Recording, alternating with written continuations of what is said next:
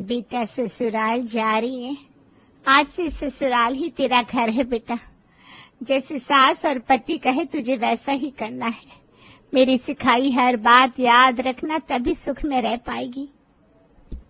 संजना एक 25 साल की लड़की। अभी हाल ही में संजना की शादी वर्मा परिवार के बेटे राजीव से हुई है। संजना एक परंपरागत तरीके से पली बड़ी लड़की है। उसकी माँ ने उसे एक आदर्श बहू बनाने के सारे गुण सिखाए हैं। आज संजना का ससुराल में पहला दिन है। माँ की दी हुई सीख के अनुसार संजना सुबह के 5 बजे ही उठ जाती है। आज मेरी पहली सुबह है ससुराल में। माँ ने कहा था बहू को 5 बजे उठना चाहिए। अच्छी बहू वही जो बिना कहे सब कर दे।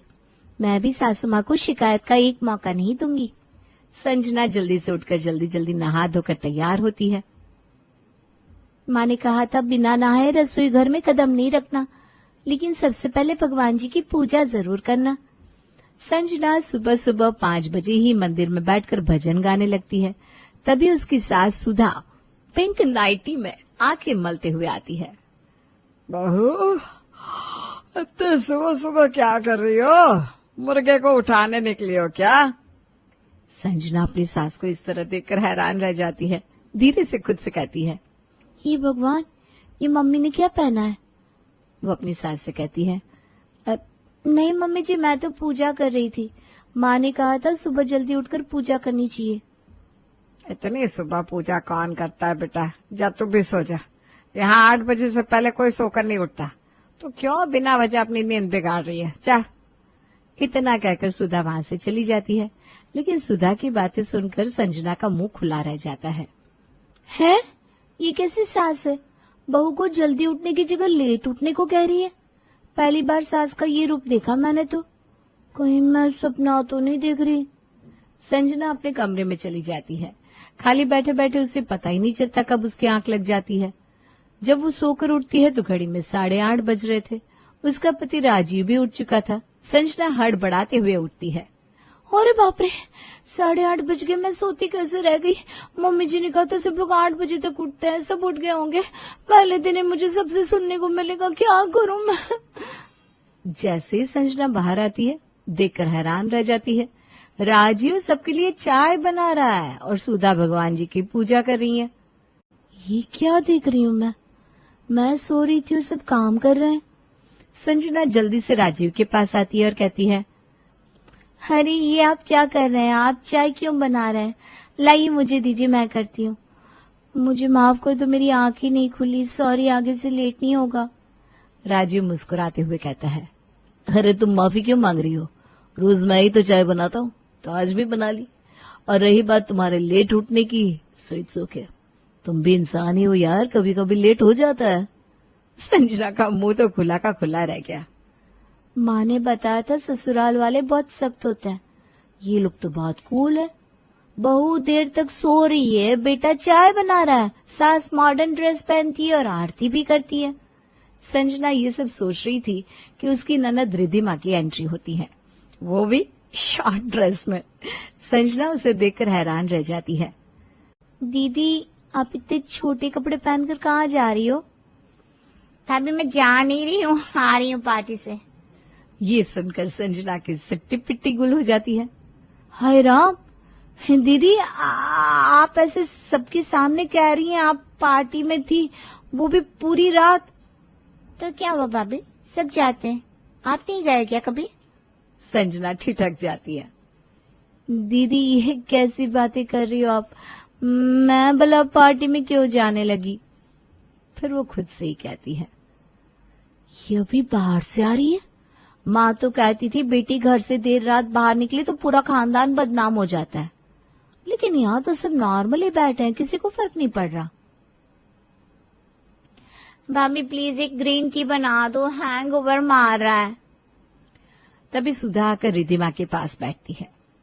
अरे रिद्धू आ गई, एंजॉय किया ना पार्टी में? एंजॉय क्या, पूरा ब्लास्ट हुआ मम्मी, बहुत थक गई हूँ। बस अब 12 बजे तो कोई उठाए ना। ठीक है, आज दादी आने वाली है बाहर से, मैं दादी को भी बोल दूंगी कि तुझे डिस्टर्ब ना करे। ये देखकर संजना ने तो सर ही पकड़ लिया। दीदी पीकर आई है, मम्मी जी कुछ कह नहीं रही, इनकी जगह अगर मेरी माँ होती तो झाड़ू से हैंगओवर उतारती। रिद्धिमा अपने कमरे में चली गई। मम्मी जी, रिद्धिमा दीदी रात भर बाहर थी, आपको चिंता नहीं हुई? बिल्कुल हुई, पर मुझे उस पर भरोसा है। हमने उसे सही और गलत की समझ दी है, रोक टोक नहीं। हर बेटी को थोड़ी आजादी मिलनी चाहिए, तभी तो वो सशक्त बनती है। लेकिन समाज, लोग क्या कहेंगे? लोगों की सोच पर नहीं, अपनी बेटी की सुरक्षा और आत्मविश्वास पर ध्यान देना ज्यादा जरूरी है। सुधा की बातें सुनकर संजना सोच में पड़ जाती है। मैंने सीखा था बहू सर झुकाकर रहे, पर यहाँ तो हर लड़की सर उठाकर जीती है। ऐसे घर भी होते हैं क्या? तभी सुधा कहती है, राजीव टाइम से पहुंच जाना, तेरी दादी आ रही है। दादी माँ का नाम सुनकर संजना के चेहरे पर मुस्कुराहट आ जाती है और वो मन ही मन सोचती है, अब दादी जी आ रही हैं तो सासू माँ को भी घूंघट में रहना पड़ेगा। दादी जी तीर्थ से आती होंगी, मैं उनके लिए कुछ बना देती हूँ। संजना बड़ी उत्सुकता से हाथ में आरती की थाली लिए दरवाजे पर खड़ी थी। दादी जी आती होंगी, सर पर पल्लू रख लेती हूँ, वरना क्या सोचेंगी वो मेरे बारे में कि माँ ने कुछ सिखाया ही नहीं। दादी सास की एंट्री होती है तो संजना की आंखें फटी रह जाती है और वो बेहोश होकर गिर पड़ती है, क्योंकि दादी सास तो उसकी सोच के बिल्कुल उल्टा सुपर कूल निकली। दादी सास ने जींस टॉप पहना है, डार्क मेकअप किया है। संजना को सभी होश में लाते हैं।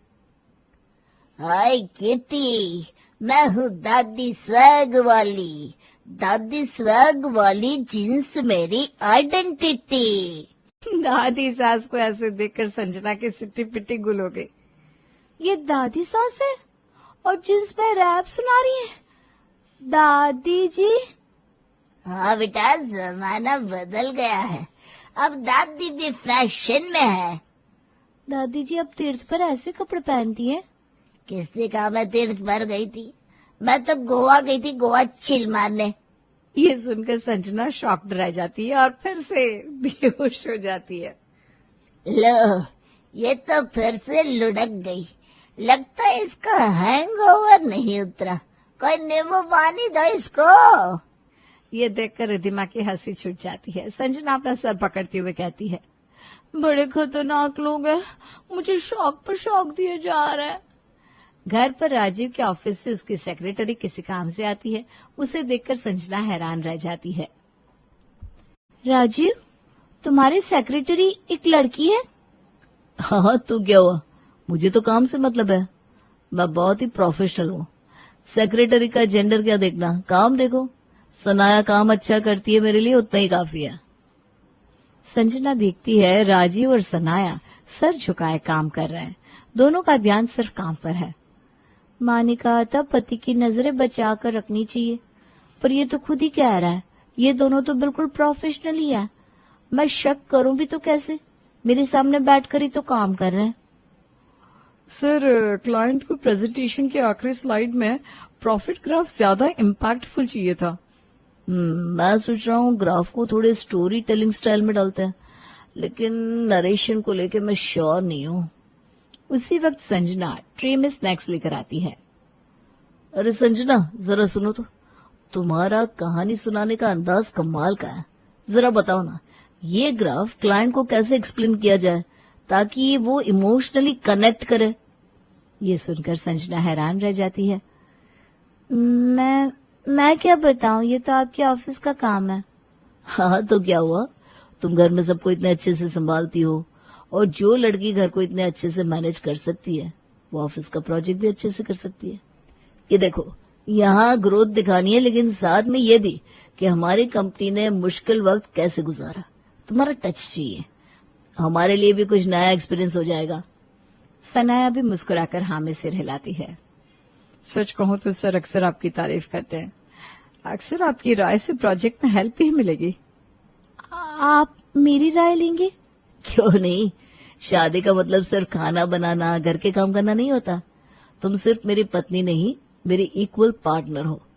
तुम्हारी थिंकिंग प्रैक्टिकली और इमोशनली दोनों बैलेंस करती है, तो फिर तुम्हारी सलाह लेने में समस्या क्या है भला? राजीव की बातें सुनकर संजना भावुक हो जाती है, उसकी आंखें नम हो जाती है।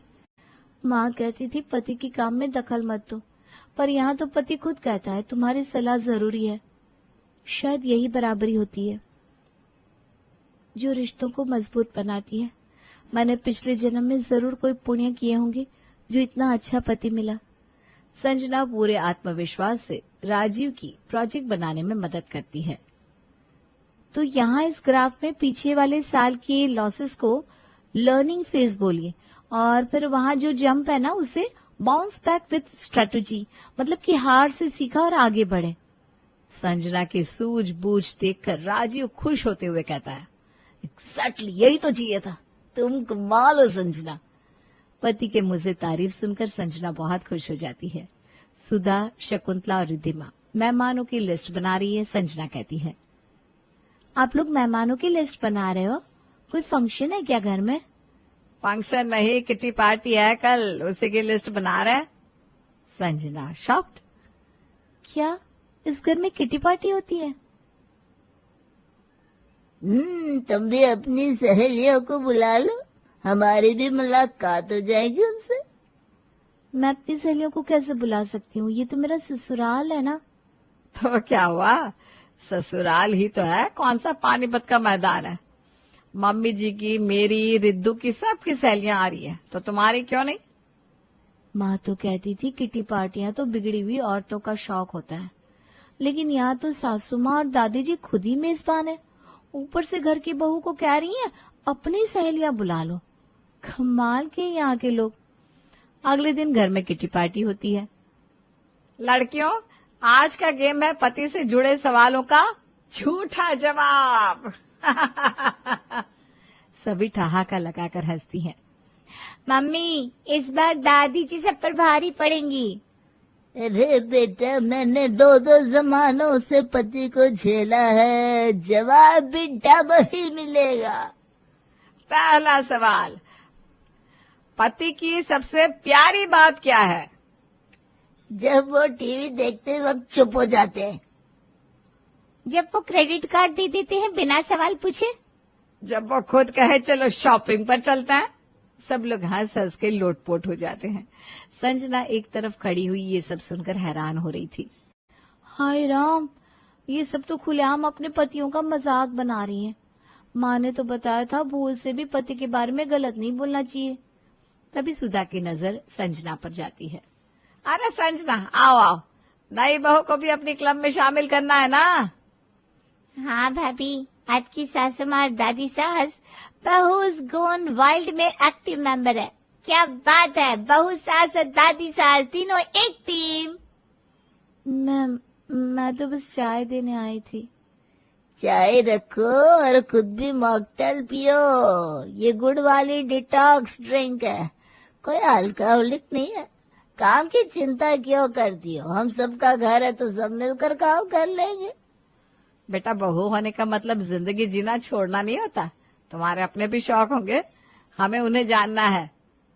सच में मैंने कभी सोचा भी नहीं था कि ससुराल में भी बहुओं के शौक पूछे जा सकते हैं। चलो एक ग्रुप सेल्फी हो जाए, #खानदानी क्वींस, और कैप्शन लिखो सास भी कभी कूल थी। सभी हंसते हैं। आज संजना पहली बार खुलकर हंसी थी। मैंने सोचा था शादी के बाद मेरी आजादी छिन जाएगी, पर यहाँ तो हर रिश्ते में एक दोस्त छिपा है, और शायद यही असली परिवार है, जहाँ हंसी, समझदारी और अपनापन एक साथ रहता है। धीरे धीरे वक्त के साथ संजना ससुराल के रंग में रंगने लगी। संजना भी अब जींस टॉप पहनती है, लेकिन मर्यादित। संजना, आज हमारे साथ किटी चलोगी? हाँ सासू माँ, पर मैं भी अपना गिटार लाऊंगी। आज मैं गाना गाऊंगी। संजना अब अपनी सास, ननद और दादी सास के साथ खूब एंजॉय करती है। कुछ दिनों में संजना के मायके वाले घर आते हैं। संजना की माँ सरला, जिन्होंने आज तक संजना को घूंघट में रहना सिखाया था, संजना को जींस और कुर्ते में देखकर उनकी आंखें फटी रह गई। वो संजना को एक तरफ लेके जाती हैं और डांटने लगती हैं। हे भगवान, ये क्या हाल बना रखा है, क्या पहना है तूने? ससुराल में हमारी नाक कटाएगी क्या? तेरी सास देखेगी तो क्या कहेगी, हमने तुझे क्या सिखाया था। अरे नहीं माँ, ऐसा नहीं है, मेरी सास तो खुद कूल है। और पता है, सरला संजना की बात ही नहीं सुनती और गुस्सा करते हुए आगे कहती है, तेरी सास के तो रंग ढंग देखे हैं हमने, लेकिन ये मत भूल तेरे घर में दादी सास भी है। कम से कम तू तो आदर्श बहू बनती। तेरे जैसी बहू हमारी होती तो हम घर में कभी न लाते। सरला की बहू राधिका कुछ कहने को होती है कि मम्मी जी, दीदी की बात एक बार सुन तो लो। ये सुनकर सरला आग बबूला हो जाती है और अपनी बहू को जोर से डांट लगाती है। अच्छा, तब तू भी मुझसे जबान लड़ाने लगी। भूल मत, मेरे घर में ये सब नहीं चलता। मैं जैसा कहूंगी तुझे वैसा ही करना होगा, समझी। सबके सामने हुए अपमान से राधिका बहुत अपमानित महसूस करती है और उसकी आंखें भर आती है। ये देखकर संजना कहती है, माँ, आप सबके सामने भाभी से कैसे बात कर रही हैं? सब लोग भाभी के बारे में क्या सोचेंगे? अगर भाभी का फर्ज है आपकी मान मर्यादा का ध्यान रखना, तो आपको भी तो उनके सम्मान का ध्यान रखना चाहिए ना। तो ये बड़ी बड़ी बातें करना कहाँ से सीख गई? मैंने तो तुझे ये सब नहीं सिखाया। ये सब मैंने अपने ससुराल वालों से सीखा है।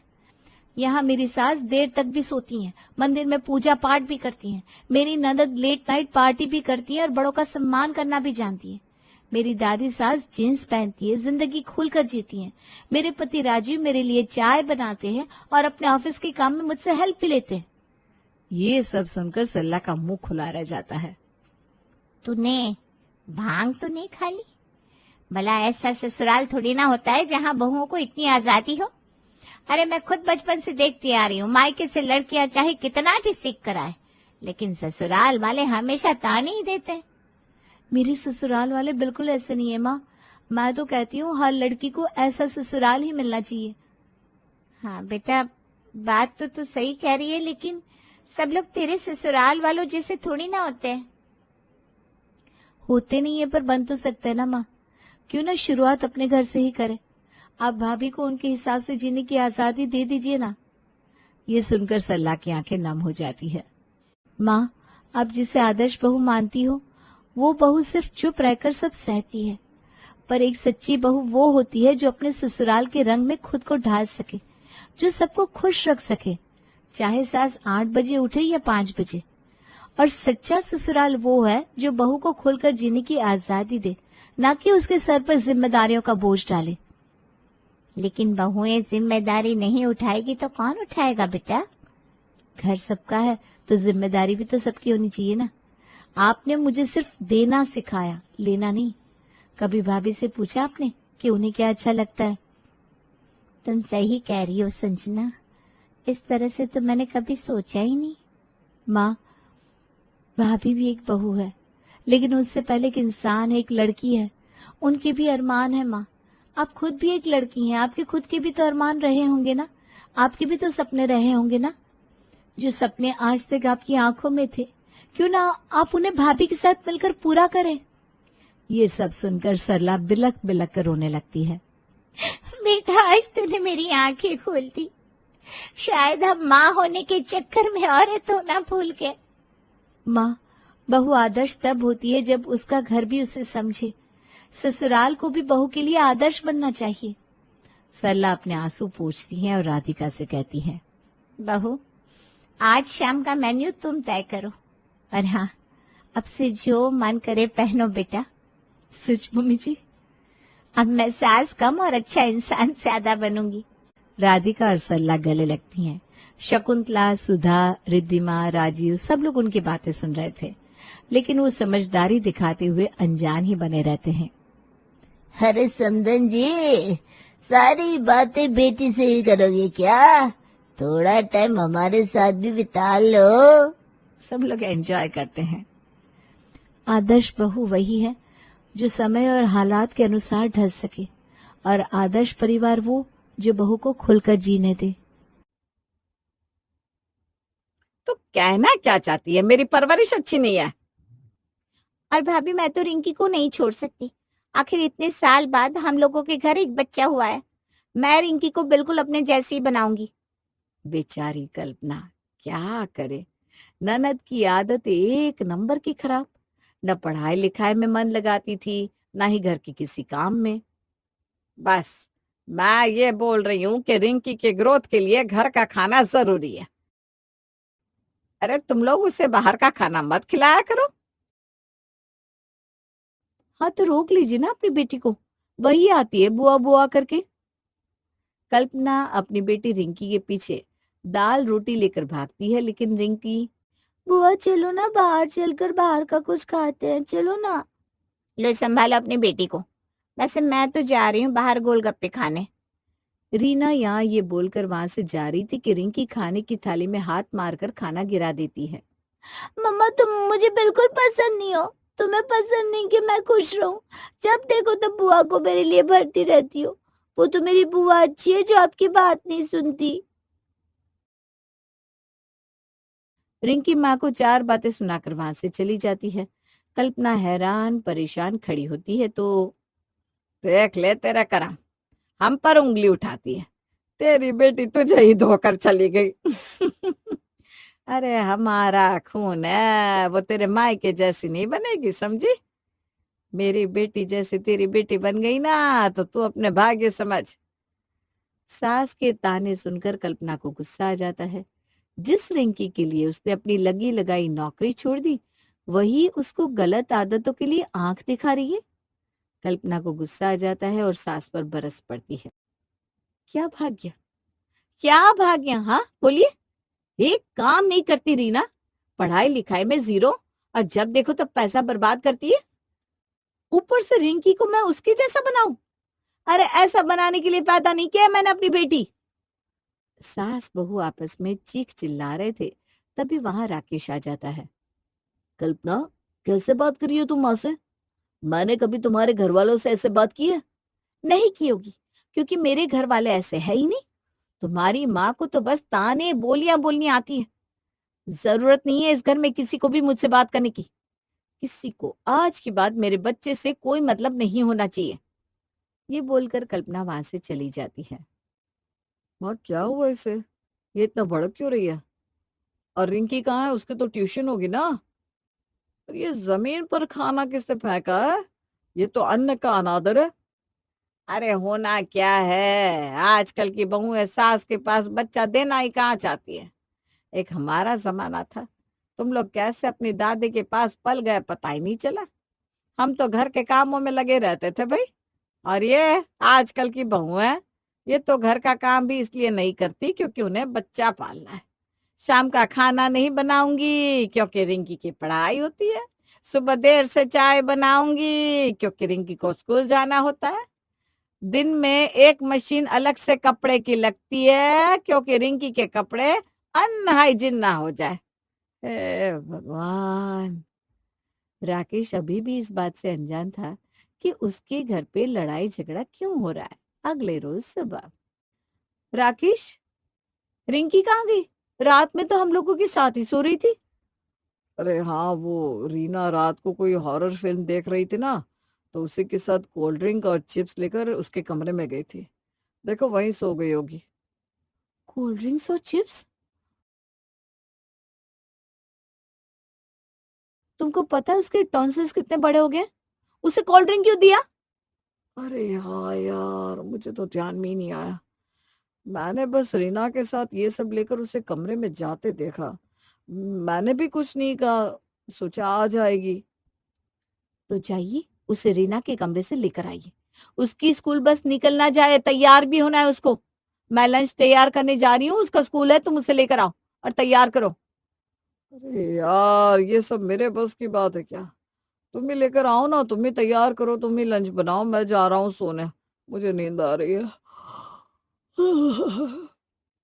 कल्पना बेचारी रिंकी को लेने रीना के कमरे में जाती है, लेकिन दरवाजा अंदर से बंद होता है। कल्पना बहुत आवाज लगाती है लेकिन दरवाजा नहीं खुलता। हार कर वो राकेश के पास आती है। राकेश, दरवाजा नहीं खुल रहा है। मैंने उसको फोन भी किया, कई बार बेल भी बजाई, दरवाजा भी पीटा, लेकिन दरवाजा नहीं खुल रहा। सुबह 6 बजे दरवाजा पीटोगे तो दरवाजा थोड़ी ना खुलेगा।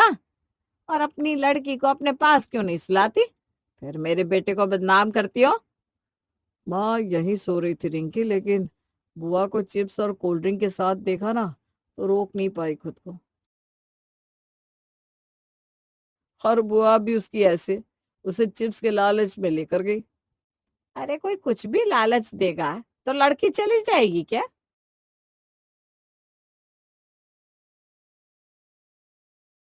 अपनी बेटी को तुम लोगों को ही तो सिखाना होगा ना कि किसी के बहकावे में ना आए।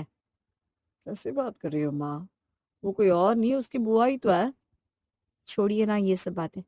अभी पहले रिंकी को किसी तरह लेकर आइए, स्कूल की बस निकल जाएगी, आज उसका एग्जाम है।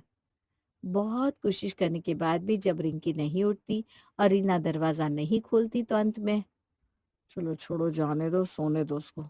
जब वो उठेगी तो मैं उसे स्कूल छोड़ दूंगा।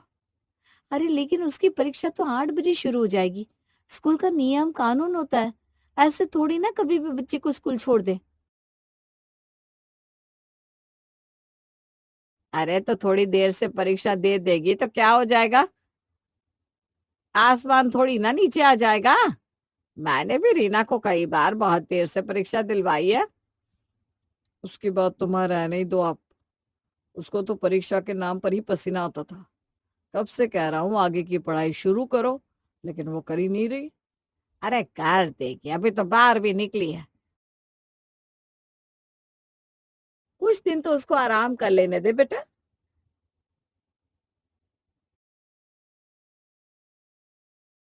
12-12 साल से मेरी बेटी पढ़ाई ही तो कर रही है। कल्पना समझना चाहती थी कि इस घर का माहौल क्या है। इस घर में माँ को जब शिक्षा की अहमियत ही नहीं पता, तो उस घर में वो अपने बच्चे से कैसे उम्मीद कर सकती है कि वो एक अच्छी पढ़ी लिखी इंसान बनेगी। दोपहर में जब रिंकी बुआ के कमरे से बाहर आती है तो, आज तुम्हारे मैथ का एग्जाम था, याद था तुम्हें? मैं कल सारा दिन बैठकर तुम्हें पढ़ा रही थी और आज तुमने परीक्षा ही नहीं दी। मैंने कितनी बार तुम्हें उठाने की कोशिश की लेकिन तुम उठी नहीं। ओ माँ, मैं तो भूल गई। आज तो मैथ का एग्जाम था। वो कल पूरी रात हमने हॉरर मूवी देखी। माँ, तुम्हें पता है? ये बोलते ही रिंकी जोर जोर से खांसने लगती है। क्या हुआ, खांसी क्यों आ रही है?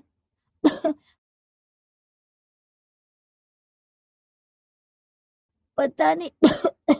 जब से सोकर उठी हूँ, सर भी बहुत ज्यादा भारी लग रहा है। मुझे लगता है मुझे बुखार आएगा। कल्पना रिंकी को चेक करती है तो सच में उसे बुखार होता है। वो उसे गले लगाती है और उसके पास जाकर लेटती है, उसका सर सहलाती है। कल्पना बहुत प्यार से अपनी बेटी को समझाती है, देखो बेटा, हम सबके जीवन का एक मकसद होता है, हमें दुनिया में अपना नाम कमाना है। तुम्हें पता है जिन सहेलियों के साथ तुम खेलती हो,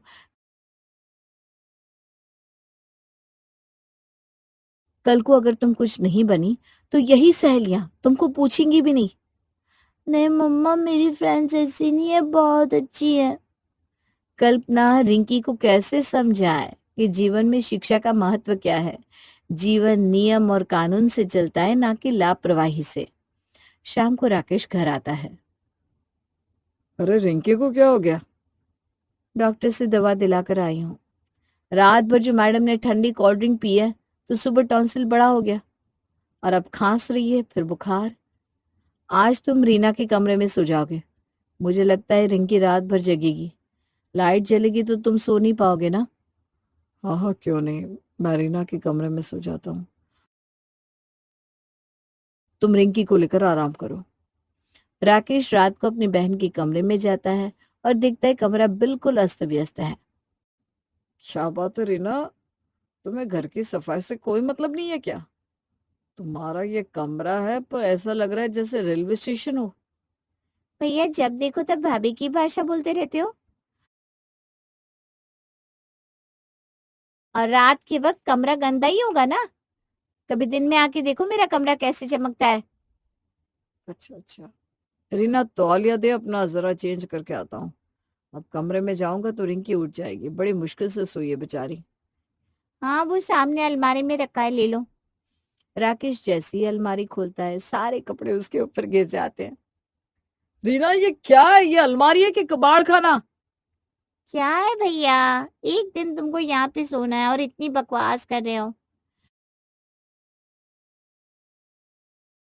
अब तुम सो यहाँ पर, मैं चली माँ के पास सोने।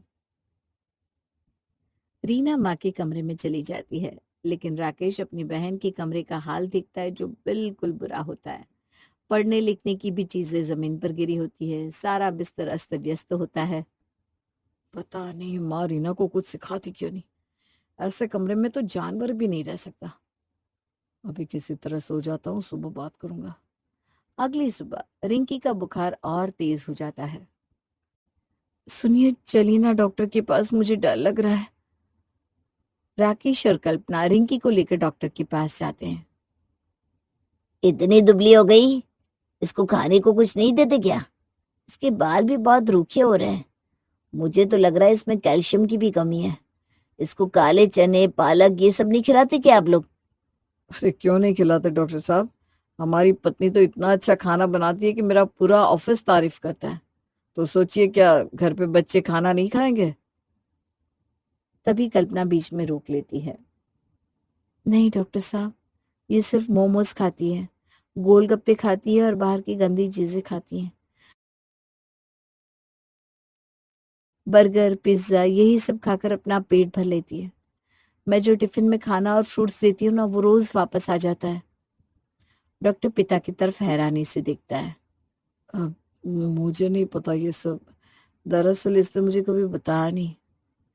उस दिन जब मैं तुम्हारी माँ से लड़ रही थी ना, खाना जमीन पर पड़ा हुआ था, तब।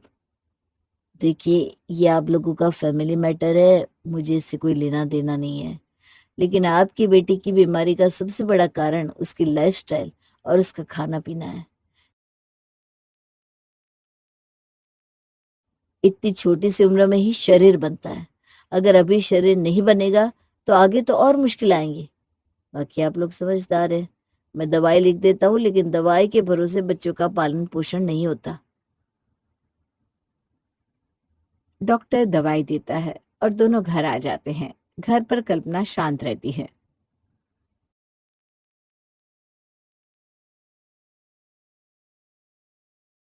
मम्मा, मेरी तबीयत ठीक नहीं हुई, मैं कल साइंस का पेपर कैसे दूंगी? बेटा, तुम अभी पेपर की चिंता मत करो, तुम पहले अपनी तबीयत ठीक करो। तभी वहां रीना आती है। क्या हुआ भैया रिंकी को? पता है, उस दिन जो कोल्ड ड्रिंक पिया था बुआ, उससे मेरा गला बैठ गया और अब बुखार हो गया। मैंने कहा था ना माँ डांटेंगी मत दो, लेकिन आप नहीं मानी। अरे ड्रिंक से कुछ नहीं हुआ बेटा तुझे, तू जो ज्यादा पढ़ती है ना उससे तेरा दिमाग खराब हो गया है। तभी कल्पना राकेश की तरफ देखती है।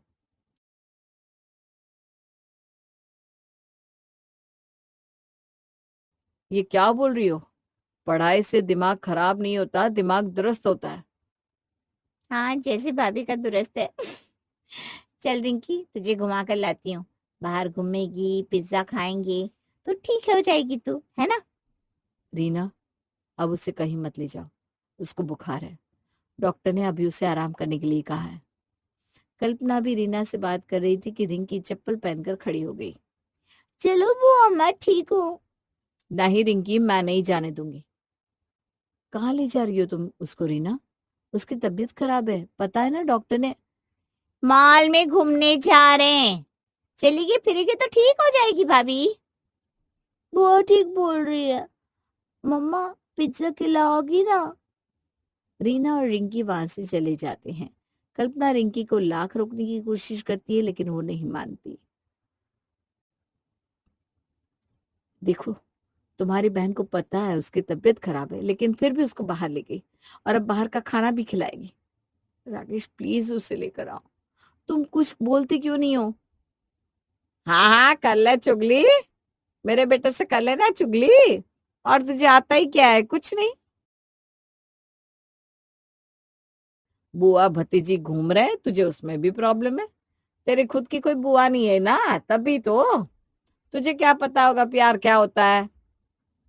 प्यार क्या होता है ये आपको नहीं पता, बाकी तो आप लोग रहने ही दीजिए। देखिए राकेश, मैं कुछ नहीं जानती।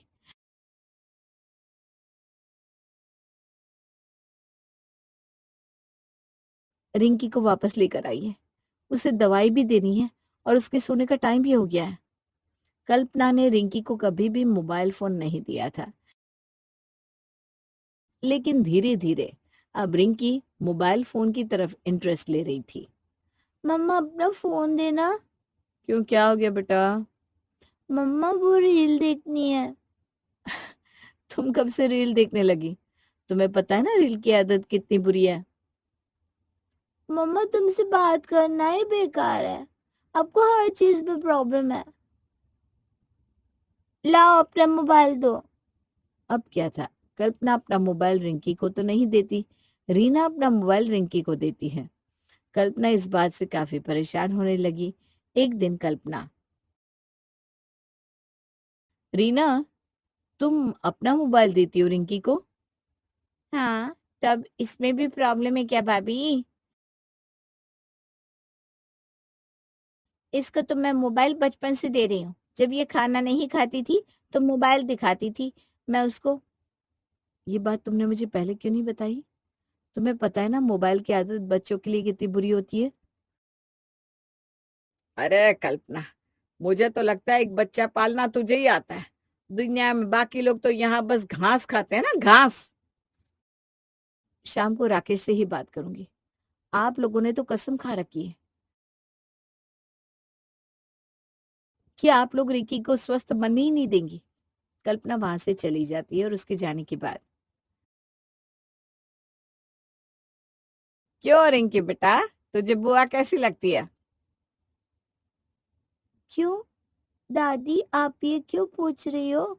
अरे बता भी दे, शाम को तेरी माँ तेरे पापा से बुआ की बुराई करेंगी, तभी पूछ रही हूँ तुझे बुआ कैसी लगती है।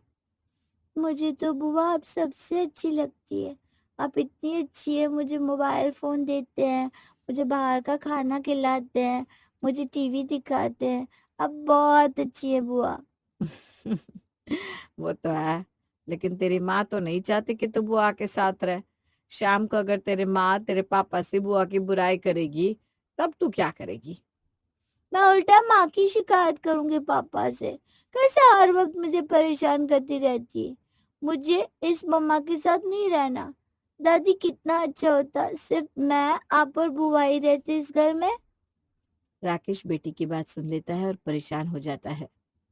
रिंकी, तुम्हें अपने मम्मी पापा पसंद नहीं है? तुम आज ऐसा बोल रही हो? मुझे तुमसे ये उम्मीद नहीं थी। नहीं पापा, आप तो फिर भी ठीक हो, पर मम्मा मुझे बिल्कुल पसंद नहीं है। आपको पता है वो हमेशा मुझे डांटती है। राकेश कमरे में आता है जहां कल्पना पहले से गुस्से में थी। पता है तुम्हें आज क्या हुआ? तुम्हारी बेटी ने आज क्या किया? उसने कुछ भी किया। तुम क्या करोगी? तुम उसे मार डालोगी? समझ में तो आता नहीं, हर बात में तुम उसे डांटती रहती हो, चिल्लाती रहती हो। आज देखना पसंद नहीं करती है हमारी बेटी हम लोगों को।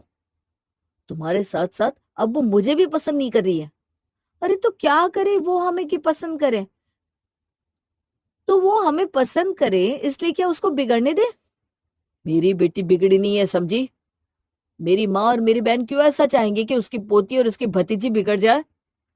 इस बारे में मुझे कोई बात ही नहीं करनी। कल रिंकी के स्कूल में रिजल्ट लेने जाना है, मैं नहीं जा पाऊंगी। हाँ तो मैं चला जाऊंगा। अगले रोज राकेश रिंकी के साथ स्कूल जाता है, जहां पर पता चलता है कि रिंकी फेल हो गई है। भाई साहब, आपकी बीवी तो बहुत समझदार लगती है। रिंकी फेल कैसे हो गई? रिंकी बेटा, तुम पढ़ने में बिल्कुल ध्यान नहीं देती हो। पहले तो तुम पढ़ने में बहुत अच्छी थी, अचानक से क्या हो गया? तुम्हारी सेहत भी हमेशा खराब रहती है। अच्छा खाना नहीं खाती हो क्या तुम? रिंकी को झटका लगा होता है कि वो फेल कैसे हो सकती है। वो कुछ नहीं बोलती, चुपचाप खड़ी होती है। तभी उसकी फ्रेंड सिमरन वहां आती है। हाय सिमरन, ये देखो, ये मेरे पापा है। तुम अपनी मम्मा से मुझे नहीं मिलवाओगी? कभी नहीं। मैं तुम्हारे जैसे फेल होने वाली लड़कियों से दोस्ती नहीं करती। मैंने तुमसे इसलिए दोस्ती की थी क्योंकि तुम्हारे नंबर अच्छे आते थे और तुम खेलने में नंबर 1 थी।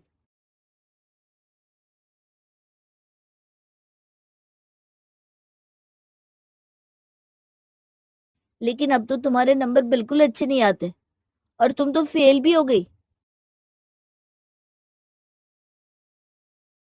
तुम्हारा शरीर भी हमेशा फिस रहता है, न खेल कूद पाती हो न पढ़ पाती हो। मुझे तुमसे दोस्ती नहीं करनी। रिंकी को माँ की वो बात याद आ जाती है जहाँ वो उसे कहती है कि जब तक वो अच्छा करेगी, अच्छा पढ़ेगी, तभी तक उसके दोस्त भी उसके दोस्त रहेंगे। मैम, मैं वादा करता हूँ कि आज के बाद आपको इससे कोई प्रॉब्लम नहीं होगी। रिंकी, प्रॉमिस करो कि तुम अच्छे से पढ़ाई करोगी और हेल्दी फूड खाओगी। मैं प्रॉमिस करती हूँ। मुझे भी अब समझ में आ गया है। मुझे माफ कर दीजिए। मुझे मम्मा की बात मान लेनी चाहिए थी। माँ हमेशा मेरे भले के लिए कहती थी, लेकिन मैं बुआ के कहने पर चलती रही। मुझे बुआ के जैसे नहीं बनना। पापा, आई एम सॉरी। मुझे एक मौका और दे दो। मैं वादा करती हूँ मैं फाइनल्स में क्लास में टॉप करके दिखाऊंगी। पिता रिंकी को गले लगा लेते हैं। वो घर आती है और माँ के गले लग जाती है। क्या हुआ रिंकी बेटा? मम्मा, मैं इस बार फेल हो गई, पर मैं आपसे वादा करती हूँ आप जैसा कहेंगे मैं वैसा ही करूंगी। मुझे माफ कर दीजिए। मुझे मेरी गलती का एहसास हो गया है। चल, तुझे पता तो चला, देर से सही। बेटा, तुम हमारी इकलौती औलाद हो और मैं चाहती हूँ तुम दुनिया में अपना नाम कमाओ, नियम कायदे से रहो, ना कि लापरवाही से अपनी जिंदगी बर्बाद करो। आज हमारे घर में बना है पुलाव जो मुझे काफी पसंद है। साथ में उसकी वेजिटेबल रायता, पापड़ और अचार। और मेरे लिए मम्मी ने आज बनाया है स्प्राउट सलाद। आप में से काफी लोग मुझसे पूछ रहे थे कि मैं अपनी डाइट का ख्याल कैसे रखती हूँ। आलिया, ये ले तेरा बर्गर। अरे मम्मी, क्या आप भी ना? मैं ब्लॉग बना रही थी कि कैसे मैं अपनी डाइट का ख्याल रखती हूँ, और आप एक आकर बर्गर खाने को बोल रही हैं। डाइट? और तू सारा दिन तो बर्गर, पिज्जा, मोमो खाती रहती है, इसको डाइट बोलते हैं क्या? मम्मा, आपको पता नहीं है, मेरी फिगर से किसी को पता नहीं चलता है मैं क्या खाती हूँ और क्या नहीं। और आजकल लोग अपनी सेहत का बहुत ख्याल रखने लगे, इसीलिए मेरी वीडियोस पे लाइक्स भी बहुत आते हैं। पता नहीं सारा दिन क्या क्या करती रहती है। जब मैं तुम्हारी उम्र की थी ना, तब मैंने अपने करियर और जॉब के बारे में सोच लिया था। ओ मम्मा प्लीज, अब बस अब लेक्चर शुरू मत कर देना। मुझे पता है आपने मेरी उम्र में क्या क्या किया था। और मेरी उम्र का तो तुम सबको पता ही होगा। मेरी तो शादी हो गई थी तुम्हारे दादाजी से तब तक। जी दादी। चलो, अब ये माँ बेटी की तू मैं छोड़ो और सब लोग खाना खा लेते हैं साथ में। माँ जी, मैं तो बस इसे वही कहती हूँ कि अपने करियर और पढ़ाई पर ध्यान दे, जिससे भविष्य में आगे वो सब कुछ कर पाए। अब ये कॉलेज में आ गई है और ऋषभ का भी अब 10वीं शुरू हो चुका है। साक्षी बहू, आजकल की जनरेशन बिल्कुल अलग है। उन्हें अगर हम रेत की तरह बांध कर रखेंगे ना तो वो हाथ से निकलने लगेंगे। इसलिए फिलहाल उन्हें जिंदगी में जो करना है वो करने दो, और बाकी अगर रास्ता भूले तो हम तो है ही उनके लिए। तो आज की वीडियो में बस इतना ही। हम आपसे मिलेंगे कल, तब तक के लिए सायोनारा फ्रेंड्स। चलो आलिया, अब खाना खा लो। तुम्हारे पापा और दादाजी भी दुकान से आ गए। ए ऋषभ, तू भी आजा, चल बेटा। हाँ दादी। क्या बात है, आज हमारे दोनों राजकुमार और राजकुमारी टेबल पर दिखाई दे रहा है, वरना तो दोनों को अपने कमरे से और फोन से फुर्सत ही नहीं मिलती। हाँ, लेकिन आज मैंने दोनों से कहा था कि हम सब साथ में खाना खाएंगे। ऋषभ, तुमने कुछ सोचा तुम्हें 10वीं में क्या लेना है? देव, खाने के टेबल पर सिर्फ हंसी खुशी वाली बात होनी चाहिए। ये काम की बातें, स्ट्रेस की बातें खाने के बाद। जी पापा, ठीक है। आलिया, ऋषभ, तुम दोनों रोज ऐसे ही हमारे साथ खाना खाया करो। कितना अच्छा लग रहा है सब लोग साथ में खाना खा रहे हैं तो। जी दादाजी। 3 जनरेशन एक ही घर में और तीनों के अलग अलग विचार। कहीं ना कहीं ये हर घर की कहानी है ना? अक्सर आप और मैं ये बातें करते हैं कि आजकल जनरेशन कितनी अलग है हमसे, कितना कुछ बदल गया है उनकी जिंदगी में। लेकिन शायद उनके मन में यही सवाल चलते होंगे कि हमारे माता पिता की कितनी पुरानी सोच है हमसे। क्योंकि इसे ही तो कहते हैं ना, वक्त का बदलना और जनरेशन गैप। लेकिन सेठी परिवार की ये जनरेशन गैप उनके बीच क्या क्या मसले लाती है, ये देखने वाली बात है। साक्षी, सारी तैयारी कर ली है ना बहू खाने की? जी माँ जी, सब कुछ बना दिया, बस उस वक्त गरम गरम रोटियां सेक दूंगी।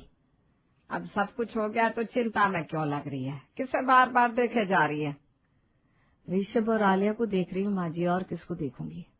उन दोनों से कहा था कि आज मेरे मौसी जी और मौसा जी आने वाले हैं, दोनों को उनसे मिलना है, लेकिन देखिए अभी तक अपने कमरे से बाहर नहीं आए।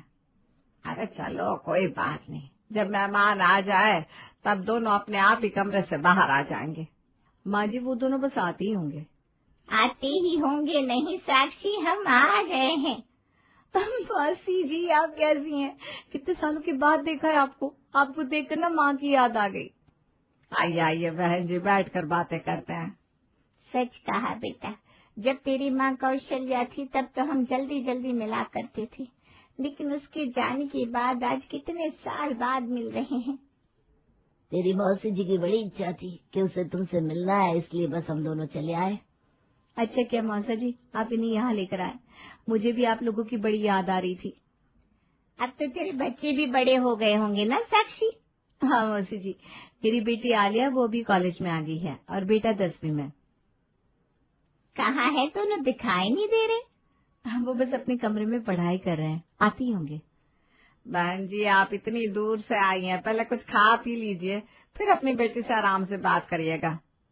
हाँ मौसी जी, मैं भी आपके लिए खाना लगा देती हूँ, इसके बाद हम सब बैठकर आराम से बातें करेंगे। साक्षी ने खाना लगा दिया था और उसकी मौसी जी और मौसा जी खाना खाने लगे, लेकिन ऋषभ और आलिया अभी तक नहीं आए थे कमरे से बाहर। आखिर में हार कर साक्षी उनके कमरे में जाती है। आलिया, तुम्हें मैंने कहा था ना कि मेरे मौसा जी और मौसी जी आ रहे हैं, उनसे मिलने आ जाना। क्या कर रही हो तुम यहाँ कमरे में? मम्मा, आपको पता है मुझे ये सब पसंद नहीं है, मैं क्या बात करूंगी उनसे? तुम अभी बड़ी हो गई हो, क्या बात करूंगी का क्या मतलब है? अपने दोस्तों से पूरा पूरा दिन बात करती हो ना फोन पे, यहाँ बड़ों के साथ थोड़ा सा वक्त नहीं बिताया जाता तुमसे? एग्जैक्टली मम्मी, वो इतने बड़े हैं, हम क्या ही बात करेंगे। आपके मौसा जी मौसी जी, आप ही करो बात उनसे, मुझे कोई इंटरेस्ट नहीं है। बस यही मैनर्स रह गया ना तुम दोनों के अब? हाँ, माता पिता की बात माननी नहीं है, बस अपनी चलानी है। ओ प्लीज, बात बात पर ना ये सब लाइंस मत बोला कीजिए आप। मुझे कुछ नहीं सुनना, मैंने ऋषभ से भी कहा है और तुमसे भी कह रही हूँ, बाहर आओ, उनसे मिलो अभी के अभी। ओके फाइन, चलिए, आप ऐसे मानने वाली तो है नहीं। आलिया और ऋषभ को साक्षी मना कर बाहर तो ले आती है, लेकिन दोनों का बर्ताव कुछ खास अच्छा नहीं था। नमस्ते। नमस्ते बेटा, कैसी हो? ठीक हूँ। आओ ना बेटा हमारे साथ बैठो, मैं तुम्हें तुम्हारी मम्मी की बचपन की बातें बताती हूँ। नहीं, आप बात कीजिए, हमें बहुत काम है। हाँ, आजकल के बच्चों के पास पढ़ाई का बोझ भी कुछ ज्यादा ही होता है ना। पर आप ऋषभ, क्या सोचा है? 10वीं में कौन सी सब्जेक्ट लेनी है? अभी तो कुछ सोचा नहीं है। अच्छा, मम्मी जाए? हाँ, वो क्या है ना, दोनों पढ़ाई में काफी बिजी रहते हैं, इसलिए अपने अपने कमरे में ही रहते हैं। आप मुझे बताइए ना बहन जी कि हमारी साक्षी बचपन में कितनी शरारत करती थी। साक्षी को ये बिल्कुल अच्छा नहीं लगा कि उसके बच्चे इस तरह से बर्ताव कर रहे थे, लेकिन बात ये थी कि आजकल हर बच्चा ऐसा ही था। माँ बाप चाहे कितना भी उन्हें कंट्रोल करने की कोशिश करे, लेकिन संगत और रंगत का असर तो उन पर दिख ही जाता है। मम्मी, मेरा दोस्त वेदांत आ रहा है।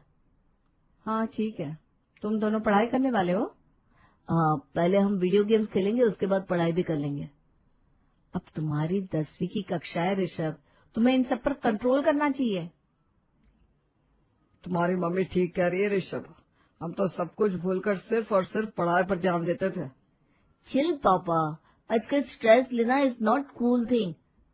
हम सब कुछ आराम से करते हैं, बस ज्यादा स्ट्रेस लेकर काम करना आउटडेटेड हो गया है।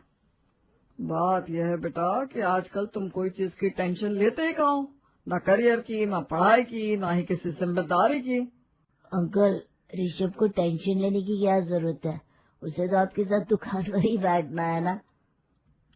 अच्छा, और तुम्हें लगता है कि दुकान पर बैठने के लिए किसी भी पढ़ाई की जरूरत नहीं है, हम तो बस टाइम पास के लिए बैठते हैं।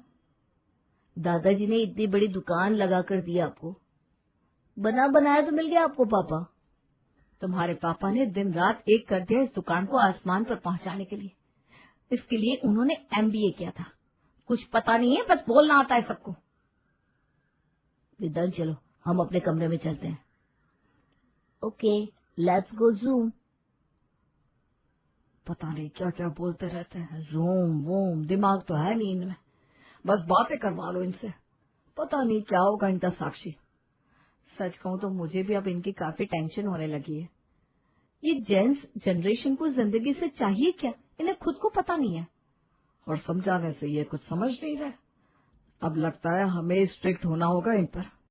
देव और साक्षी की चिंता जायज थी अपने बच्चों के लिए, लेकिन यहाँ पहले वाली जनरेशन की बात नहीं थी जो अपने माता पिता की बात को पत्थर की लकीर मान लेते थे। आजकल के ये बच्चे रिबेलियस बनते जा रहे थे। कीशा, मैं सोच रही थी कि मैं AI डेवलपमेंट का कोर्स कर लेती हूँ, क्या कहती हो? हाँ सही है, वैसे भी आजकल तो वही चल रहा है सारी कंपनीज में, तुझे आसानी से जॉब भी मिल जाएगी। हाँ, लेकिन मैं सोच रही हूँ क्या मैं किसी के अंडर जॉब कर पाऊंगी? मुझे ऑर्डर्स लेने की आदत नहीं है ना। आदत तो मुझे भी नहीं है, इसीलिए मैंने सोच लिया है कि मैं मेकअप इन्फ्लुएंसर बनूंगी, जहाँ मुझे ऑर्डर देने वाला कोई ना हो। ये आइडिया बड़ा ही सही है यार। मैं भी ब्लॉग्स बनाती हूँ, मैं कुछ ऐसा ही करूंगी। लेकिन मुझे ना जल्दी से अमीर भी बनना है, और इन्फ्लुएंसर इतने पैसे नहीं कमा सकते, इसलिए मैं सोच रही हूँ मैं अपना बिजनेस खोलूंगी, यही सही रहेगा। अपना बिजनेस? किस चीज का, क्या बेचेगी तू? मैं वो तो अभी तक सोचा ही नहीं है, लेकिन कुछ तो करूंगी, बिजनेस वुमन बनूंगी और इतना पैसा कमाऊंगी कि पूरी दुनिया घूम सकूं। वाह, क्या सपना है यार। लेकिन तेरे पास बिजनेस करने के लिए पैसे कहाँ से आएंगे? मेरे पापा है ना, उनसे मदद मांग लूंगी। जब मैं कमाने लगूंगी तो उनको डबल वापस कर दूंगी। और तुझे लगता है तेरे डैड मानेंगे? क्या बिजनेस? किस चीज का बिजनेस? अरे पापा, मैं क्रंचीज बेचूंगी। क्या बेचूंगी? अरे वो छोटे से रबर बेचने की बात कर रही है।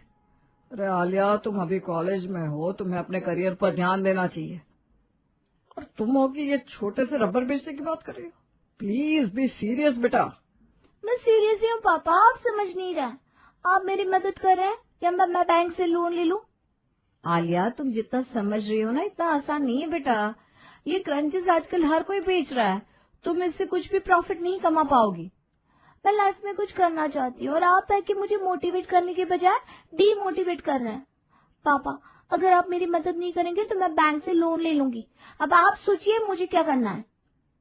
ठीक है, अगर तुम यही करना चाहती हो तो मैं तुम्हारी मदद करूंगा। लेकिन देव, साक्षी, अगर इसने बैंक से लोन लिया तो बहुत बड़ी मुसीबत हो जाएगी, और अगर ये चुका नहीं पाई तो जरा सोचो क्या क्या हो सकता है। अरे आप देखना मैं कैसे प्रॉफिट कमाती हूँ। जवानी का जोश और बाहरी दुनिया की चकाचौंध बच्चों पर क्या क्या असर डाल सकती है, इसका अनुभव उन माता पिता को जरूर होगा जिनके बच्चे अभी जवान हो रहे हैं। देव ने आलिया की मदद कर दी, लेकिन अब ऋषभ का दिमाग भी किसी अलग ही चीज में लगा हुआ था। क्या? पहले आलिया कम थी, अब तुम साइंस लेना चाहते हो? तुम्हें पता है ये तुम्हारी स्ट्रेंथ नहीं है ऋषभ। लेकिन मेरे सारे दोस्त यही ले रहे हैं पापा, मैं अकेला नहीं रहना चाहता। अरे आगे चलकर तुम अकेले ही रहने वाले हो ऋषभ, क्योंकि तुम्हें भी पता है कि तुम इन सब्जेक्ट में बिल्कुल भी अच्छे नहीं हो। देखो ऋषभ, तुम्हें वही चुनना चाहिए जो तुम्हारे लिए सही है, ना कि लोग क्या कह रहे हैं तुमसे। अगर मैं फेल भी हो गया तो मैं दादाजी की दुकान पर बैठ जाऊंगा, क्या फर्क पड़ता है? क्या बकवास कर रही है लड़का? साक्षी, तुम्हें क्या लगता है दुकान चलाना, बिजनेस करना इतना आसान है क्या? खून पसीना दिमाग सब कुछ लगाना पड़ता है बेटा, यूं ही कुछ नहीं हो जाता। ऋषभ, हम तुम्हें कुएं में कूदने नहीं दे सकते बेटा, क्योंकि तुम्हारे दोस्त कुछ कर रहे हैं, इसका मतलब ये नहीं कि तुम्हें भी वही करना है। अगर मैं साइंस नहीं लूंगा तो मैं 10th भी नहीं पढ़ूंगा, बस। क्या? देख ऋषभ, मैं तुझे बहुत प्यार से समझा रहा हूँ, मुझे मजबूर मत कर तेरे साथ जबरदस्ती करने के लिए। अगर आपने ऐसा किया ना तो मैं घर छोड़कर चला जाऊंगा पापा। साक्षी, कहीं हमसे कोई गलती तो नहीं हो गई इनकी परवरिश में? हमारे बच्चे हमारी सुनने को तैयार नहीं है। पता नहीं, अब तो मुझे भी खुद पर शक हो रहा है कि मैं एक अच्छी माँ हूँ भी या नहीं।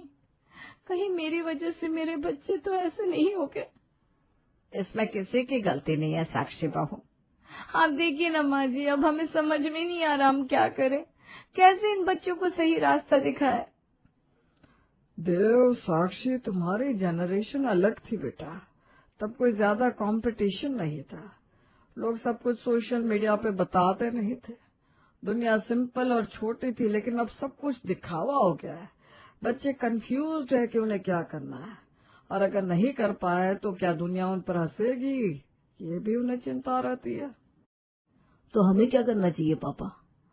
मुझे लगता है उन्हें सपोर्ट करना और उनकी बात को सुनना शुरू करो। पहले उन पर अपने डिसीजन मत थोपो, ऐसे तो वो और रिबेलियस हो जाएंगे।